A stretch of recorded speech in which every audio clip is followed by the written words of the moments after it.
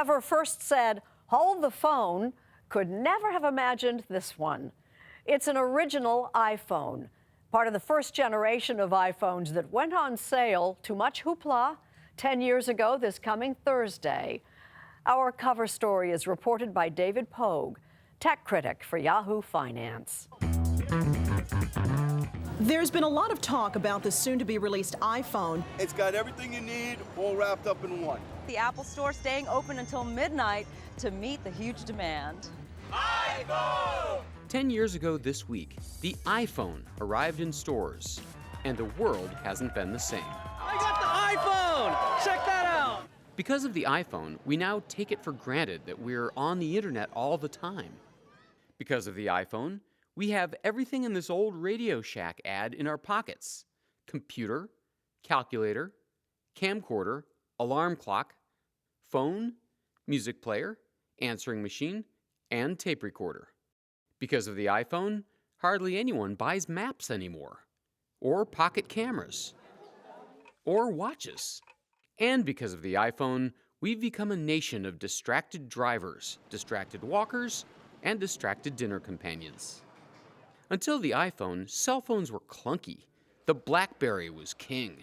And Apple co-founder Steve Jobs was working in total secrecy at the company's California headquarters on a device that would soon change all that. In January 2007, he took the stage to unveil it. An iPod, a phone, and an internet communicator. An iPod, a phone. Are you getting it? These are not three separate devices.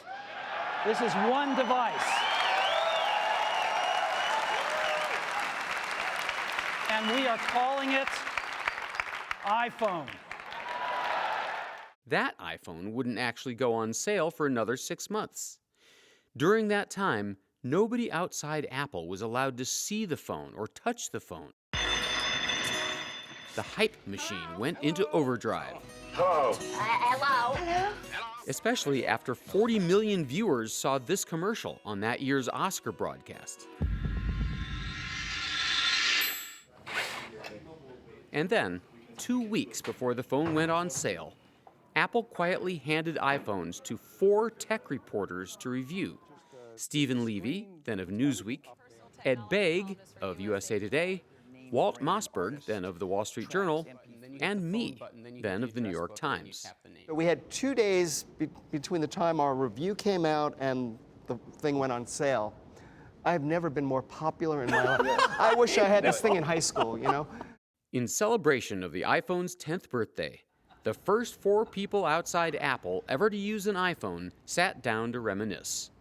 Steve called us all while we had it, right? Yeah. We were walking down the street. He called me multiple times a day. Mm-hmm. How's it going? I go, Steve, it's not the way I do reviews. I'll call you. I said, we'll talk, but don't worry about it. There was a lot missing from this phone. People forget. It had no front camera. It didn't have a flash for pictures. It didn't have cut and paste. Didn't have cut and paste. It couldn't record video. And you couldn't even send a picture as a text message. And I've got this little keyboard, which is phenomenal. It does. The most radical aspect of the iPhone was that it was all touchscreen.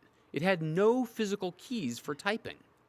After 3 days, I was ready to throw this thing out of the window for trying to type on glass. It was just so hard. It's 10 years later, and half the emails I get still have a little message underneath saying, typed on phone, forgive typos. Yeah, that's true. On the other hand, making the entire phone a screen unleashed a world of possibilities. It was a huge canvas for photos, videos, maps, and web pages. It could change its look for each app. And it meant that Apple could design a whole new way to interact with machines. Yeah, it's a little cracked screen, but that's the first iPhone. Wow, it's so tiny. I mean, look at this. In 2005, Dutch software designer Bas Oording was at Apple designing software experiments for a multi-touch screen, figuring out how you would navigate a computer without a keyboard, mouse, or stylus, just touching things with your finger. We had to think about like how can you type on it, or how can you manipulate images on it, or those kind of things. Are you saying that the idea of the touch screen came before anyone started putting it on a phone? Right, yeah, it was before the phone. And at some point, I think probably Steve thought like, oh, this would be great to put on a phone. So that's when we went in that direction. Yeah, what is the meaning of this swipe? Am I moving it? Part of what made the iPhone a hit was that objects in that touchscreen world have their own physics. It's cool.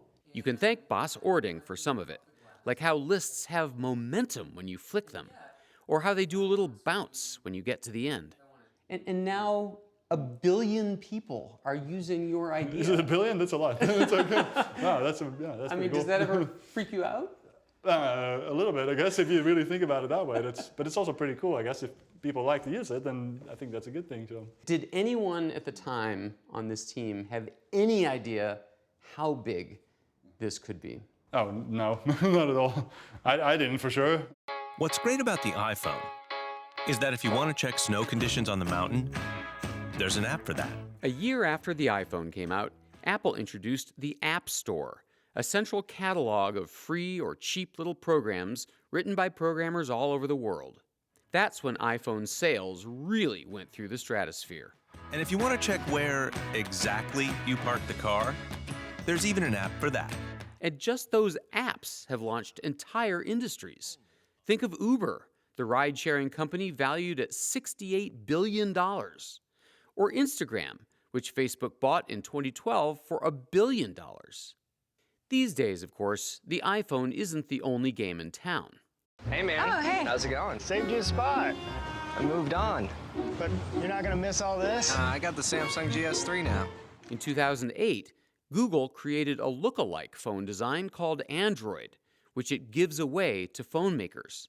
Today, Android phones outsell the iPhone. A lot of people say since Steve Jobs died 6 years ago, they don't have this idea man anymore.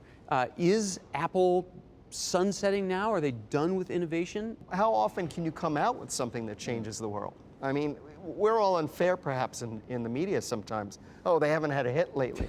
Well, who else has had a hit lately?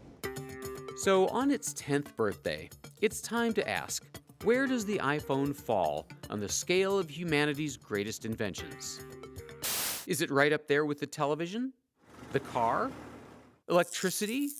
Fire? Hard to say, but millions of people would agree the iPhone changed everything. We don't have Steve Jobs around to ask. We would all be getting interviews with him now because of the 10th anniversary, but I don't think he foresaw the hugeness of it, and I don't think anybody did.